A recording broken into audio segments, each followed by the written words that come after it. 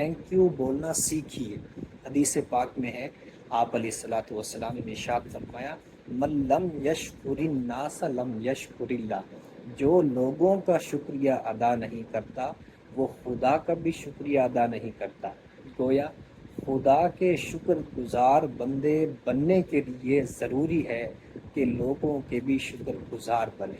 حدیث پاک میں ہے، آپ علیہ الصلوۃ والسلام نے ارشاد فرمایا، من صنع الیہ معروف فقال لفاعلہ جزاک اللہ خیرا فقد ابلغ فی الثناء، جس کی طرف کوئی اچھائی اور بھلائی کی گئی، اس نے اچھائی کرنے والے کے لیے یہ کہہ دیا جزاک اللہ خیرا فقط ابلغ فی الثناء، اس نے گویا کہ تعریف میں مبالغہ کر دیا ہے، یعنی بہت زیادہ تعریف کی ہے۔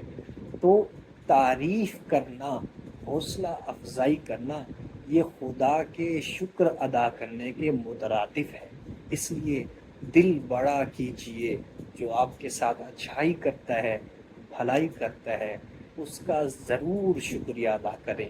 جہاں یہ بندے کی تعریف ہوتی ہے اور اس کی حوصلہ افزائی ہوتی ہے، وہاں خدا کی شکرانے کی نعمت بھی حاصل ہوتی ہے۔ اللہ ہمیں عمل کرنے کی توفیق عطا فرمائے۔ جزاک اللہ خیرا۔